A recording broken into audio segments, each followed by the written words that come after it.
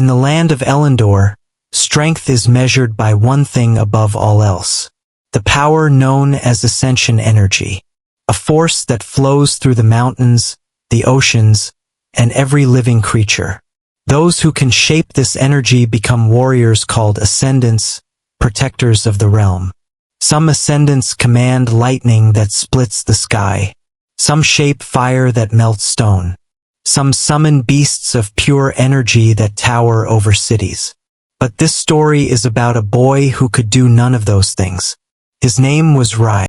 He lived in a small fishing village at the edge of the world, a place where nothing ever happened, where the same sun rose over the same ocean every day, where children grew up to become fishermen like their fathers, and their fathers before them, a place forgotten by time and power.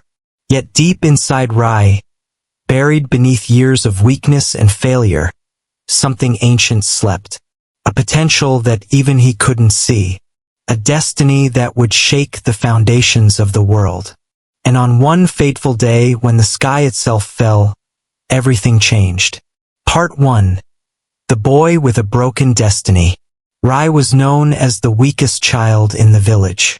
It wasn't just that he struggled. It was that he failed at the one thing everyone else could do naturally. While other kids his age trained their ascension energy to create small bursts of power, manifesting flames the size of candles or lifting pebbles with their minds, Rai could barely create a spark. He would concentrate until his head ached, channel his energy until his body trembled, push himself until he collapsed from exhaustion. And still nothing. Just the faintest flicker that died before it could even form into something real. The other children didn't let him forget it either. They called him Sparkless. They laughed when he tried to join their training sessions. They excluded him from teams, from games, from everything that mattered in a world where power was everything. But still, every morning before the sunrise painted the ocean gold, Rai climbed the old cliff overlooking the water and trained alone. The same cliff where legends said the first ascendant of their village had awakened their power centuries ago. Maybe he hoped some of that ancient strength still lingered in the stones. Maybe he just needed somewhere private to fail. Punch after punch into the air, imagining enemies that didn't exist. Kick after kick, trying to channel energy through movements his body barely understood. Falling when his legs gave out. Bleeding from scraped knees and torn knuckles. Failing again and again and again. Yet standing up every single time. The village elders often told him to give up. They said it with pity in their eyes, which somehow hurt worse than cruelty. Not everyone is meant to be an ascendant, boy, they would say. There's honor in accepting your limitations. You could be a fine fisherman, a good craftsman. Why chase an impossible dream? His classmates mocked him openly. Still training, Sparkless? Maybe if you punch the air another 1,000 times, you'll finally hit something. Their laughter echoed long after they left. Even his own uncle, the only family he had left after his parents died when he was young, told him to stop dreaming. Your father was strong, his uncle would say quietly. Your mother was skilled, but sometimes the bloodline skips. It's not your fault, Rai. It's just how the world is. But Rai held on to one repeating thought, one mantra that played in his head during every brutal training session, every humiliating failure, every lonely night. If I train harder than everyone, maybe one day I'll awaken something. If I never give up, maybe the universe will notice. Maybe effort means something too. That hope was the only thing he had. It was fragile, like morning mist, but he protected it fiercely, because without it he was nothing at all. Part 2. The Fall of the Sky Serpent. One stormy afternoon, everything changed. The day had started normally enough, with Rai completing his morning training and returning to help his uncle mend fishing nets. The work was mindless but necessary. His hands moved automatically, weaving and tying while his mind wandered to new training techniques he wanted to try. Then the sky darkened. Not gradually as storms usually approached, but suddenly, unnaturally, as if someone had drawn a curtain across the sun. The wind, which had been blowing steadily from the ocean, simply vanished. Not died down, vanished. The air became perfectly still, oppressively silent. The ocean, which never stopped moving, went flat as glass. Birds fell silent mid-song. Dogs stopped barking. Even the insects ceased their humming. Every villager stopped what they were doing. Nets fell from hands. Tools clattered to the ground. Everyone looked up. Far above the clouds, a massive shadow moved. At first, it seemed like a mountain floating in the sky, impossibly large. Then it moved, and people realized with dawning horror what they were seeing. Wings. Enormous wings that spread across the horizon, each one larger than their entire village. Scales that glowed with internal lightning, casting blue-white light through the dark clouds. A legendary creature descended. A sky serpent, a being said to appear only once every 1,000 years, if the old stories were even true. Most people thought they were myths, exaggerations from ancient times. But here it was, real and terrifying and beautiful. Its body was serpentine and elegant, covered in iridescent scales that shifted between blue, silver, and violet. Lightning crackled along its length, arcing between scales like a living storm system. Its eyes glowed with an intelligence that was clearly not animal, but something far more ancient and knowing. The serpent wasn't descending gracefully. It was falling, crashing. One wing hung limp and torn. Black smoke trailed from wounds across its massive body. It roared, a sound that shook the earth and rattled windows, and then it hit the ocean. The impact was catastrophic. A tidal wave erupted outward, crashing into the village with devastating force. Homes closest to the water simply exploded into splinters. Boats were torn from their moorings and smashed against buildings. The shockwave nearly tore the entire village apart, flinging people to the ground and shattering every window simultaneously. The villagers ran for shelter, screaming, dragging children and elderly to higher ground. But the serpent wasn't finished. It thrashed in the shallow water near the docks, its massive coils destroying everything they touched. Each movement created new waves, new destruction. The village's warriors responded quickly. These were trained ascendants, men and women who had spent decades honing their abilities. Fire users launched massive fireballs that should have scorched the serpent's scales. Lightning callers brought down bolts from the sky. Earth shapers raised stone barriers to contain it.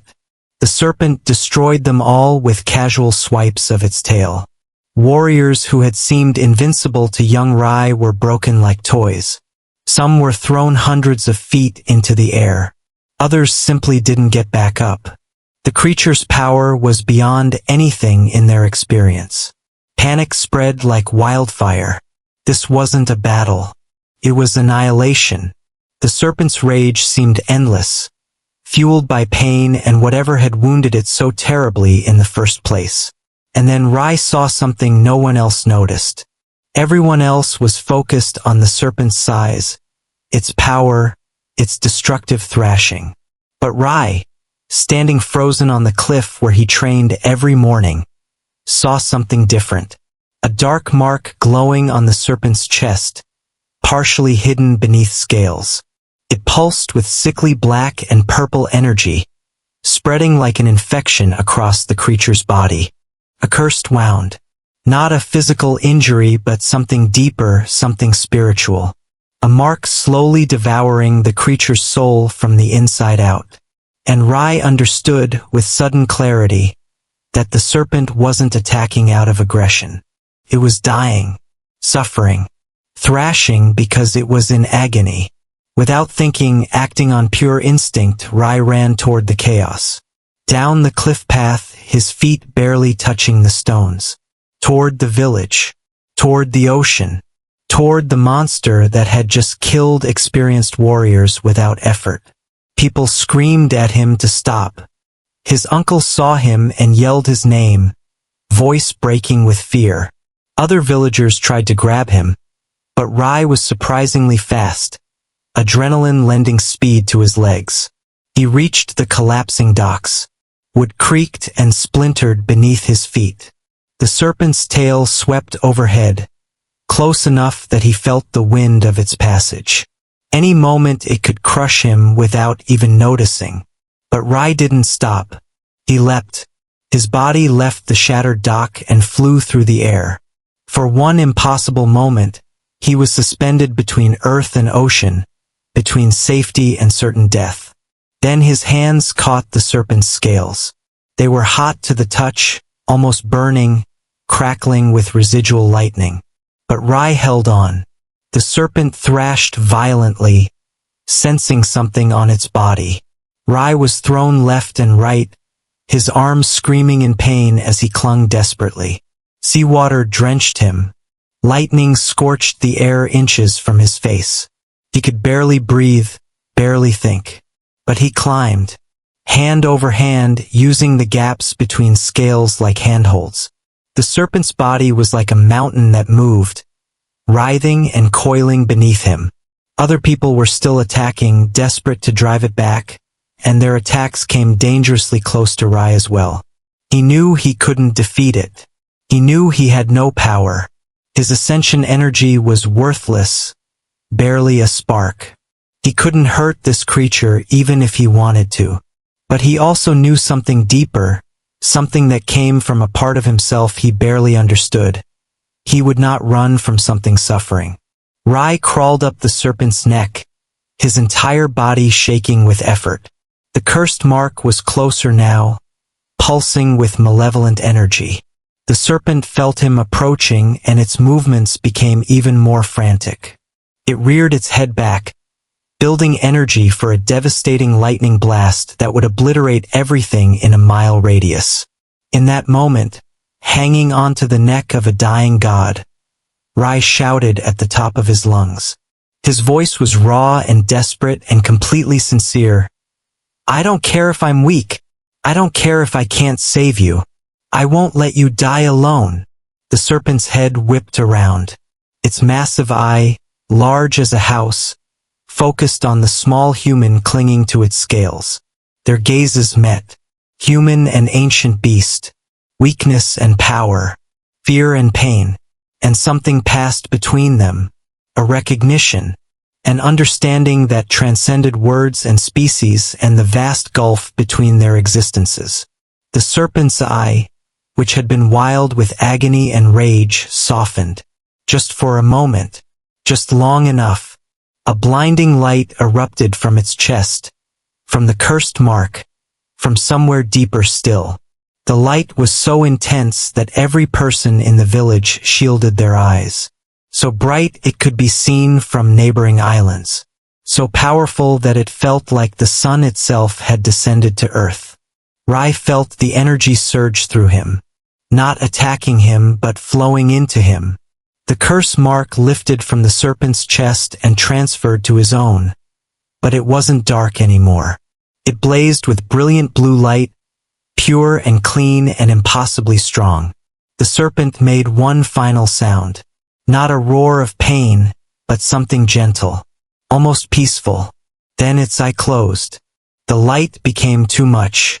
Rai lost his grip. He was thrown backward through the air, spinning end over end, and then he hit the ocean. The impact drove all air from his lungs. Water filled his mouth and nose. His vision went dark. The last thing he remembered was sinking, and a strange warmth spreading through his chest, and wondering if this was what dying felt like. Everything went black. Part 3. The Awakening of the Ascension Heart. Rai woke up on the beach, drenched and shaking. His clothes were torn, his body covered in scratches and bruises. His vision blurred and his head pounded with a headache that felt like his skull was splitting. For a moment, he couldn't remember where he was or what had happened. Then memory crashed back.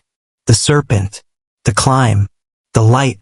He tried to sit up and gasped at the sensation in his chest.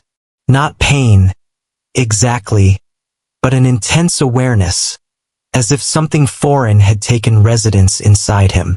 He looked down. There, glowing softly through his torn shirt, was a mark on his chest. Intricate patterns swirled in luminescent blue, forming something that looked like scales and wings and lightning all woven together, pulsed in rhythm with his heartbeat. Each pulse sent warmth spreading through his body. The massive serpent lay still in the shallow water about 50 feet away. Its body was already beginning to fade, turning translucent like morning mist. Within hours, it would be gone completely, returned to whatever realm such creatures came from. Only the stories would remain. But the mark on Rai's chest was very real. The serpent's curse mark had transferred to him. But not as a curse, as something else. Something that felt alive, aware, powerful. A glowing blue ascension core. The rarest form of power in all of Elendor. Something that occurred perhaps once in a generation across the entire continent. The heart of the sky serpent. As Rai stared at it, trying to understand, his entire body began to burn from the inside. Not painful at first, but intense, like standing too close to a fire. Then it increased. His muscles tensed involuntarily. His bones felt like they were shifting, restructuring themselves to accommodate something far larger than they were meant to hold. Energy surged through him in waves.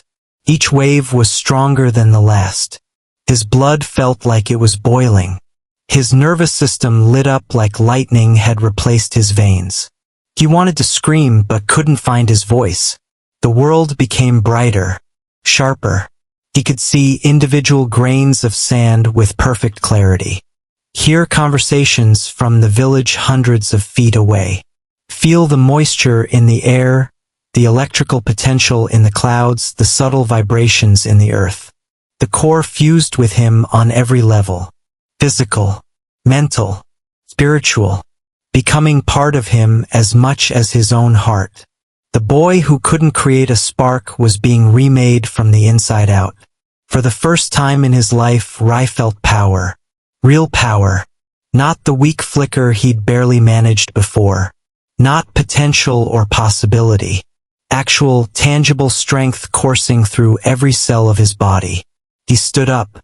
His legs felt different. Stronger. More stable. When he took a breath, the air filled his lungs more completely.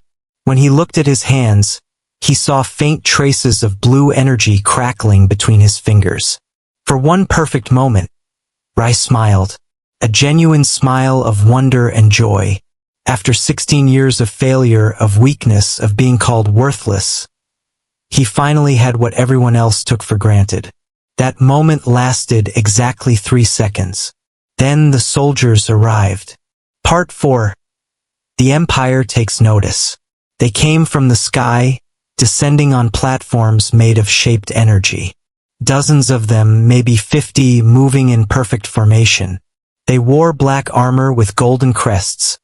Metal so polished it reflected the sunlight like mirrors. The symbol on their chests was a rising sun pierced by a sword, the emblem of the Orion Empire. The strongest and most feared force in all of Elendor. An empire that had conquered half the known world through superior military might and ruthless efficiency. An empire that believed all power, all ascension energy, ultimately belonged to them.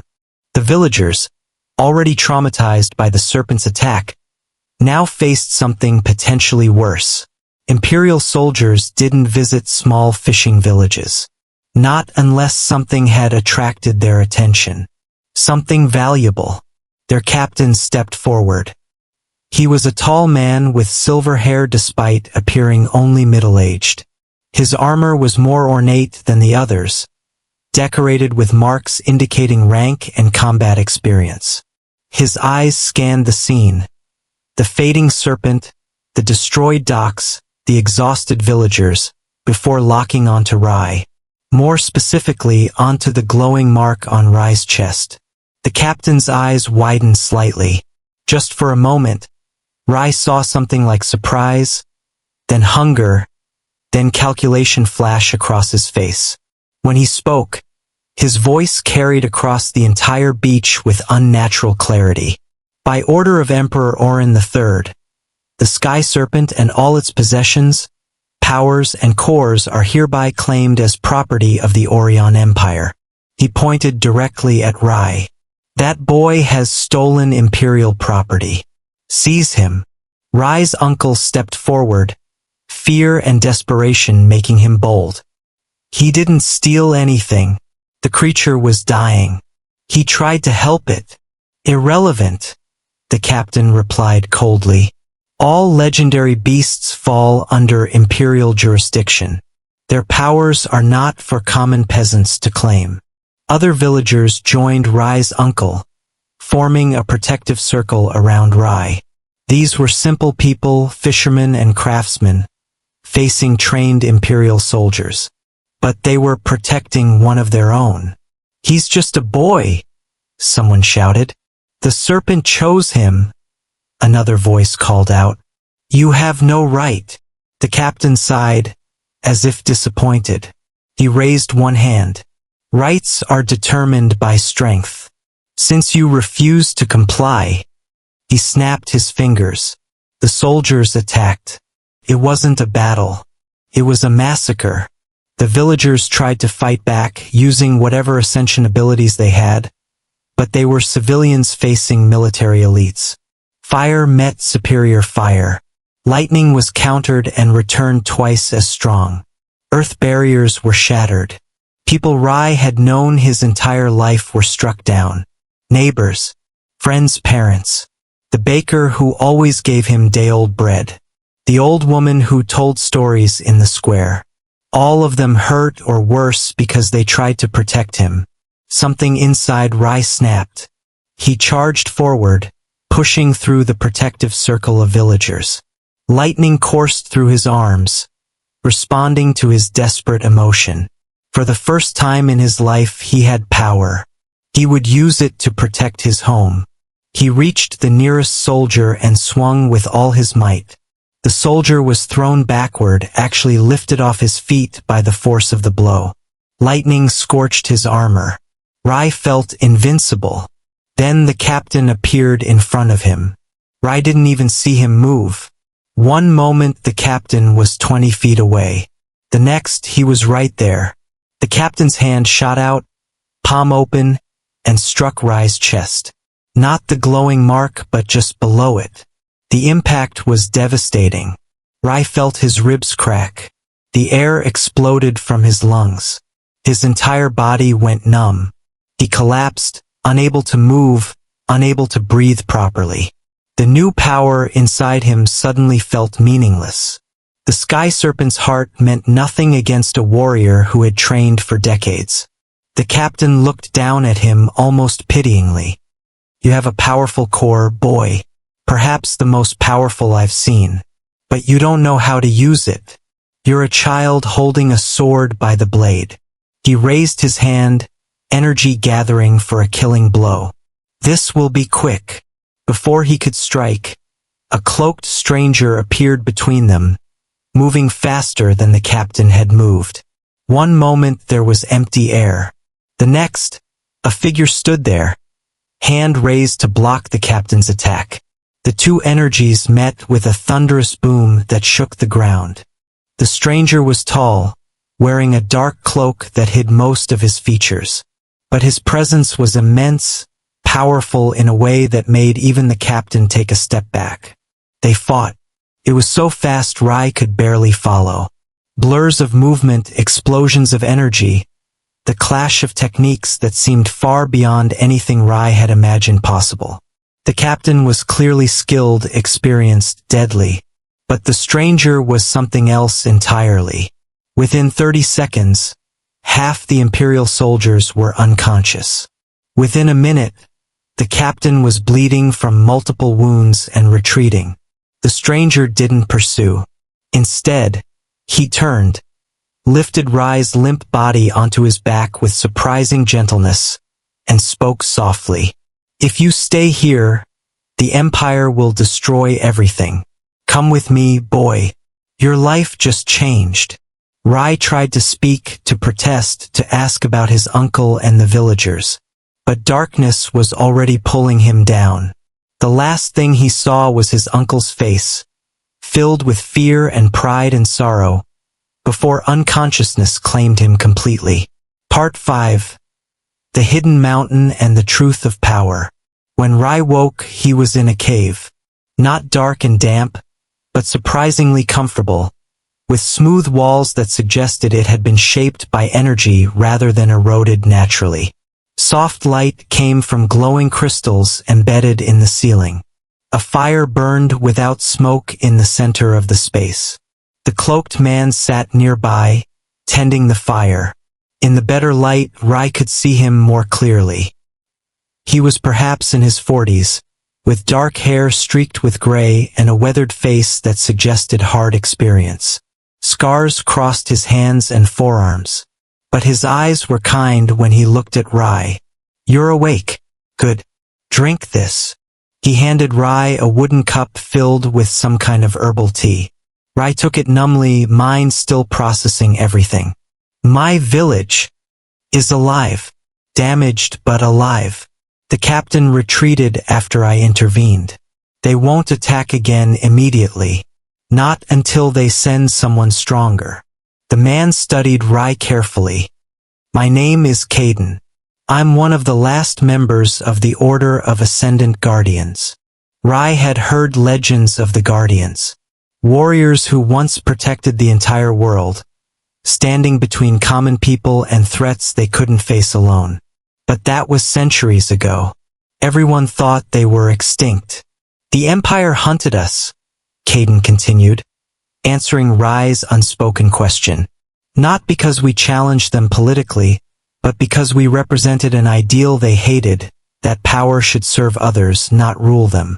Most guardians died. The survivors scattered and hid. He paused, adding wood to the fire. I sensed the sky serpent's descent from hundreds of miles away. That's how powerful its death energy was. I came to investigate, not expecting to find you. Caden revealed 3 truths that night, truths that reshaped Rai's understanding of the world. First, the Empire was hunting all rare ascension abilities, not just to monopolize power, but because the Emperor had a plan. A terrible plan that required gathering legendary powers.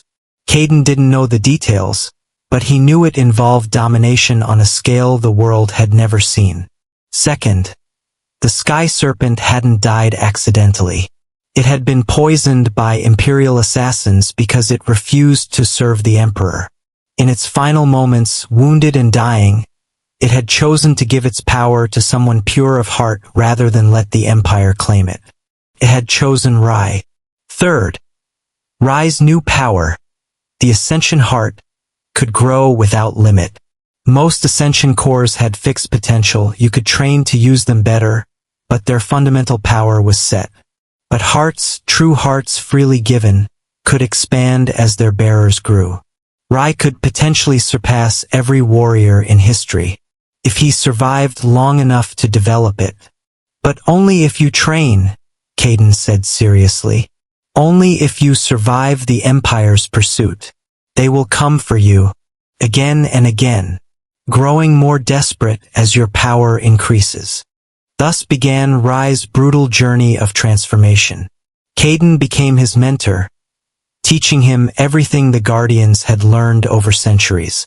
How to channel Ascension energy properly, not just releasing it wildly but shaping it with precision. They started with breathing techniques, the foundation of all energy work. Controlling breath meant controlling energy flow. Rai learned to breathe in patterns that aligned with his heartbeat, with the rhythm of the world around him. Then stances, how to root yourself to the earth, how to become flexible like water, how to move like fire, strike like lightning, endure like stone.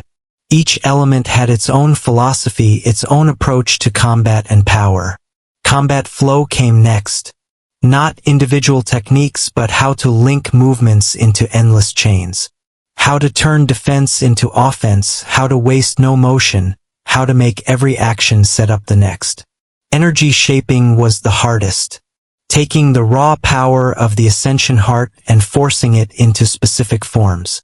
Lightning that arced where he wanted, not where it pleased. Barriers that held against attacks.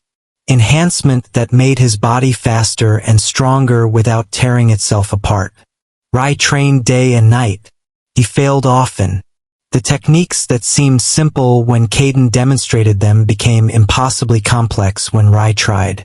He collapsed from exhaustion daily. His body ached constantly. Every muscle screamed. His mind felt stretched to breaking. But he always stood up again. Because now he had something to protect. His village, which had defended him despite the cost. His uncle, who had raised him. And a purpose to prove that power given freely, earned through effort, was stronger than power taken by force. His body hardened. Muscles developed not just from physical training but from constant energy enhancement. His reflexes sharpened. His mind learned to process combat situations in fractions of seconds. The energy stabilized. The wild, chaotic surges became controlled flows. The heart inside him grew brighter, stronger, more responsive. He learned to manifest the sky serpent's lightning, calling it from his hands or the sky itself. Blue-white bolts that could char stone or be gentle enough to illuminate darkness without harm. He learned to move with the wind, stepping between air currents, making himself lighter than he should be, faster than seemed possible. He learned to strike with the sky itself, channeling the serpent's authority over storms into his blows. And slowly, gradually, Rai began to believe something that once seemed impossible. That maybe he wasn't worthless after all. Maybe he had never been. But Caden saw things Rai didn't notice.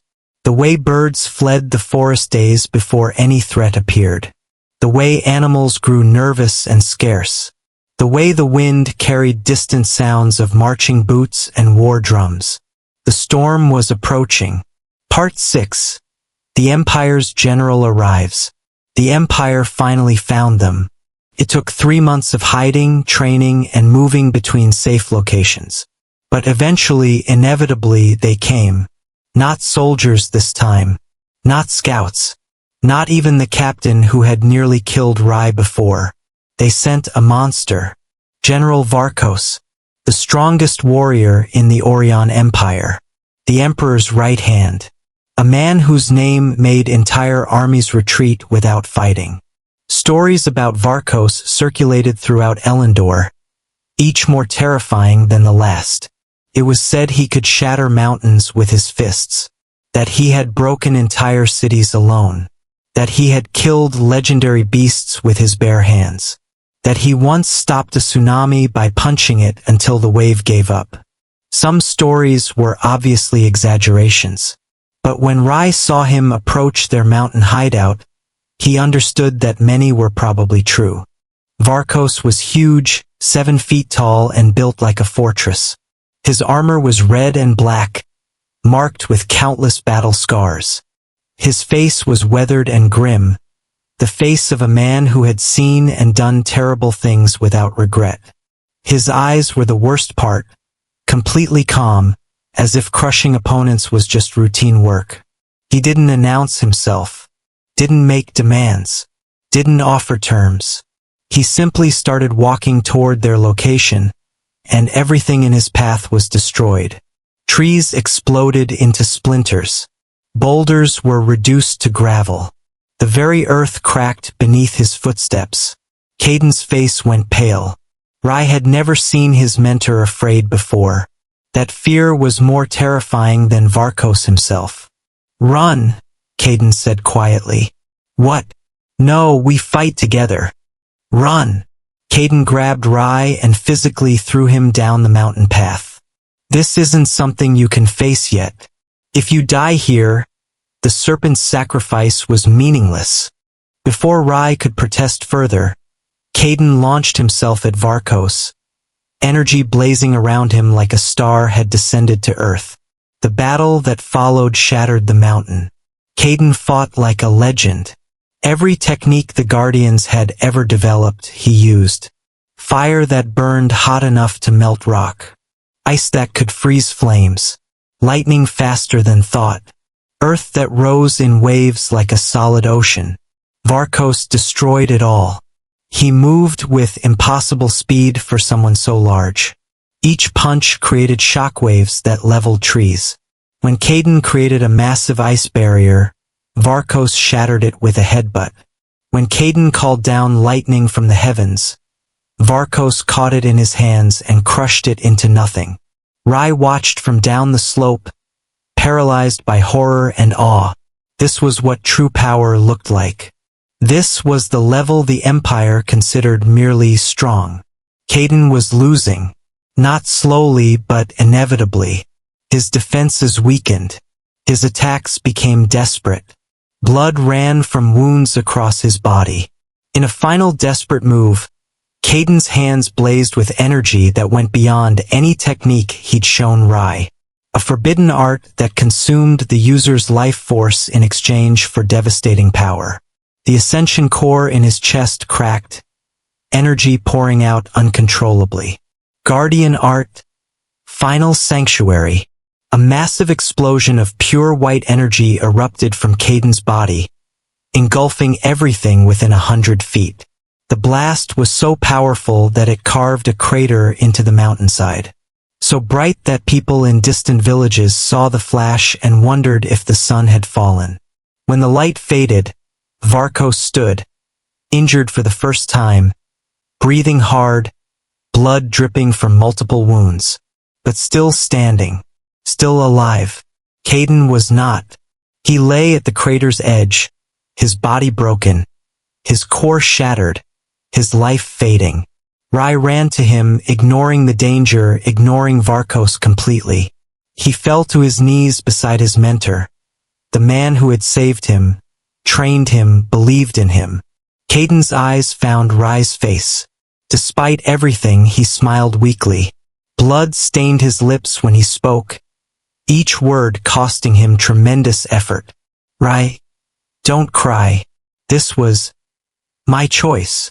His hand, shaking, reached up to touch the glowing mark on Rai's chest.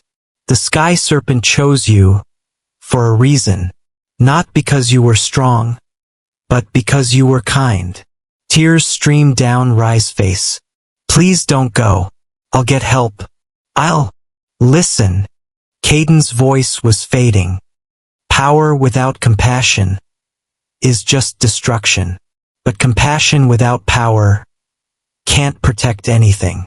You have both now. Use them. His eyes were closing. The Empire fears those who can't be controlled. Those who fight for others, not for themselves. One final breath. One final sentence. Rise and become the storm this world needs. Then Caden closed his eyes forever. His hand fell from Rai's chest. The gentle smile remained on his face, peaceful at last. Rai's heart broke, but something else broke too. The final limit on his power. The last restraint the Ascension Heart had maintained to keep from destroying its still developing vessel. That restraint shattered like glass.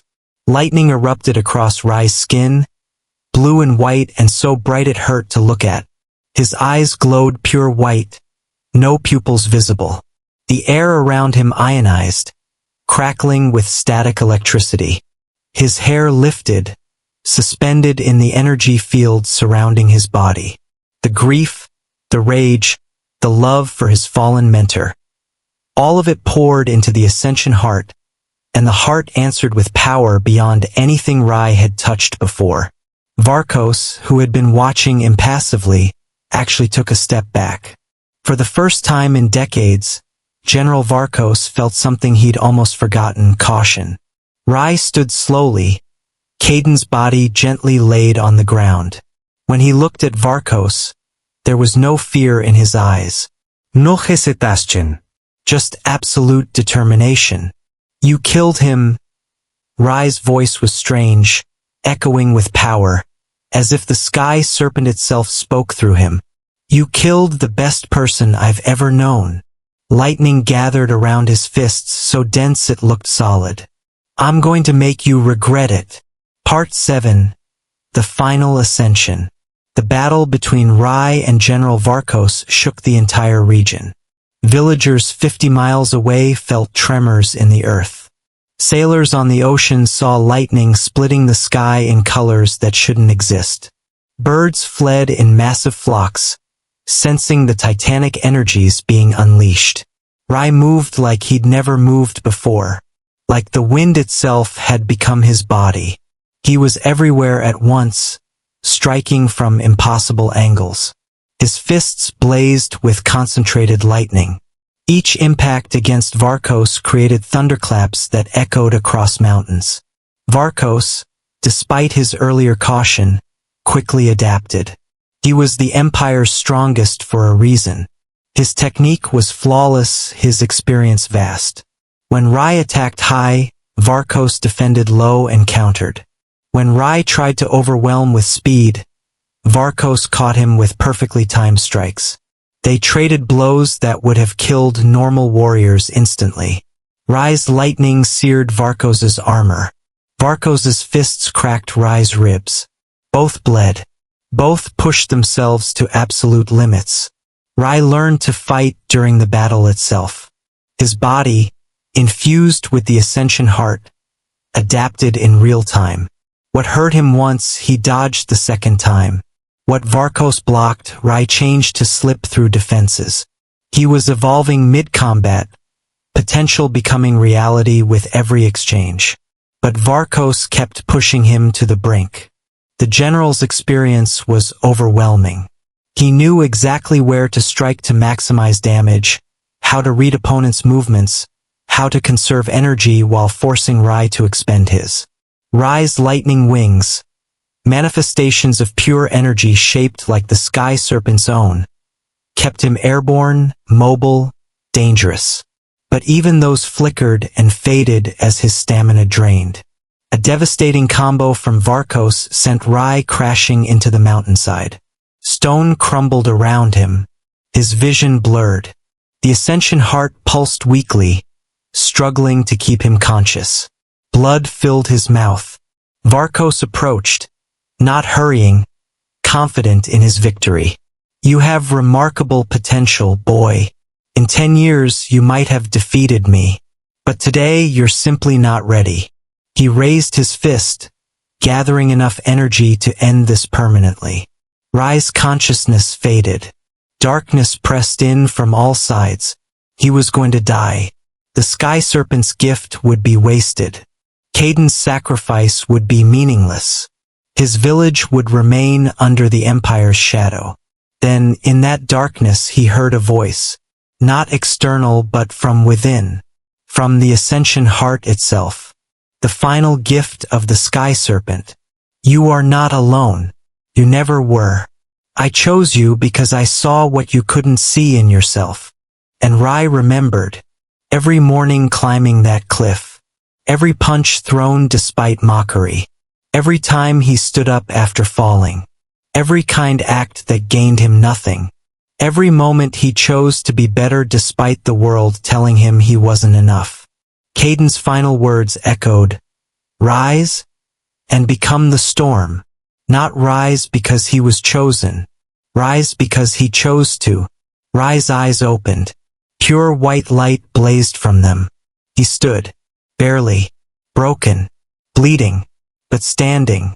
His Ascension Heart ignited completely, no longer holding anything back. The transformation was total and absolute. Lightning exploded from his body in waves. The ground beneath him vaporized. Energy so dense it became visible poured off him like water. His wounds didn't heal, but they stopped matching. Pain became irrelevant. Behind him, massive and magnificent, a giant ethereal sky serpent formed. Not an illusion but a manifestation of the heart's full power. It coiled through the air, scales shimmering with starlight, eyes glowing with the same white light as Rise. The serpent roared, and reality itself seemed to shudder. Varkos actually showed emotion then. Not fear, but respect. He smiled grimly. There it is. The real power. He charged forward with everything he had, all his decades of training and combat experience, all his natural talent, all the Empire's resources that had refined him into a weapon. Rai didn't dodge. Instead, he flew forward to meet Varkos head-on. The ethereal serpent moved with him, coiling around his body like living armor.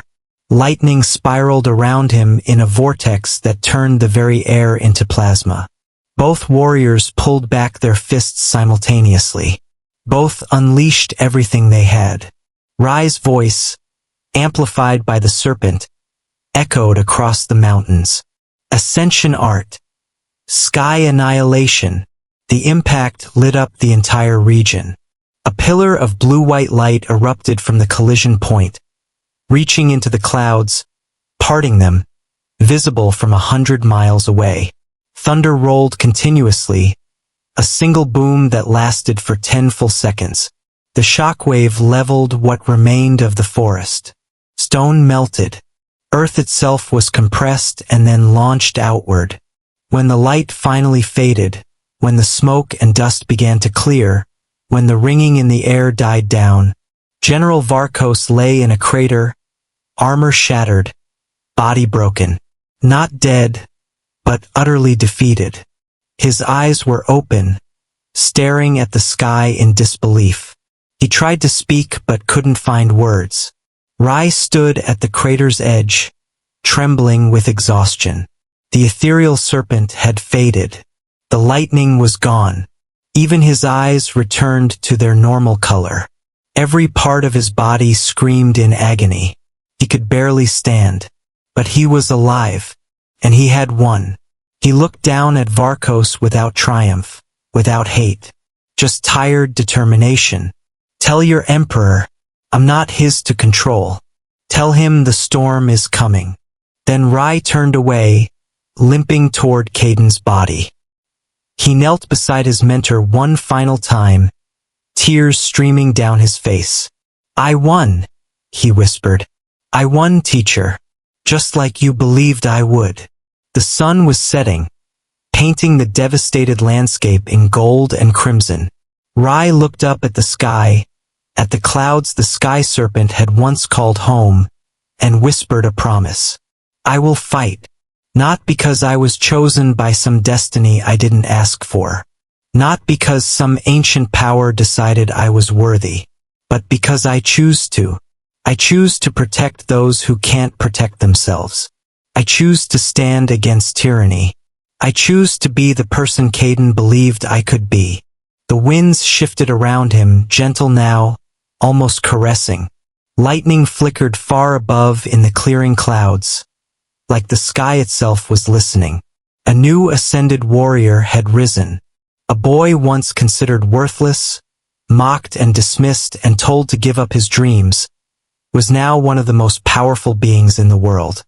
And somewhere far away, in a throne room built from conquered kingdoms, the Emperor of Orion felt the battle's conclusion. He felt Varkos fall. He felt a new power announce itself to the world. The Emperor, an ancient man who had seen and conquered everything, smiled darkly. So, he said to the empty room, voice filled with anticipation and something like joy, the storm has awakened. Finally, someone interesting. His fingers drummed on the armrest of his throne, already planning. The game had changed. The real war was about to begin. Epilogue: A New Beginning. 3 days later, Rai buried Caden on the mountain where he fell. A simple grave, marked with stones, overlooking the valley where they trained together. It was peaceful there, quiet, the kind of place Caden had always preferred. Rai stayed by the grave for hours, saying nothing, thinking everything. Then finally he stood. His village was safe for now, protected by Rai's uncle and the few warriors who remained. The empire would come again eventually, but not immediately. Varkos's defeat had bought them time. Rai couldn't return. Not yet. His presence would only bring more danger. But he left supplies, money he'd taken from fallen imperial soldiers, and a message with a traveling merchant. Tell them I'm alive. Tell them I'll come back when I can protect them properly. He walked away from everything he'd known. Away from the only home he'd ever had, with nothing but the clothes on his back and the ascension heart pulsing in his chest. But he wasn't alone.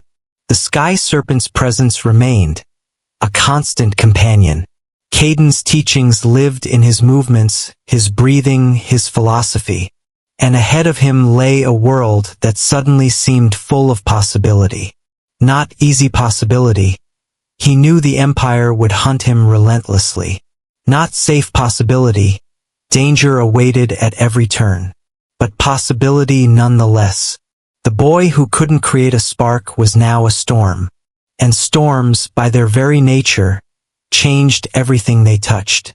Rai looked toward the horizon, toward the distant capital of the Orion Empire where the Emperor waited. I'm coming, he said quietly. Not today, not tomorrow, but someday. And when I arrive, lightning flickered around his hands, then faded. You're going to regret making me your enemy. He smiled then, genuinely smiled, and started walking. His journey had just begun. The end. Thanks for watching. If you enjoyed this video, make sure you like and subscribe. And don't forget to check out part 2. It's right on the screen above.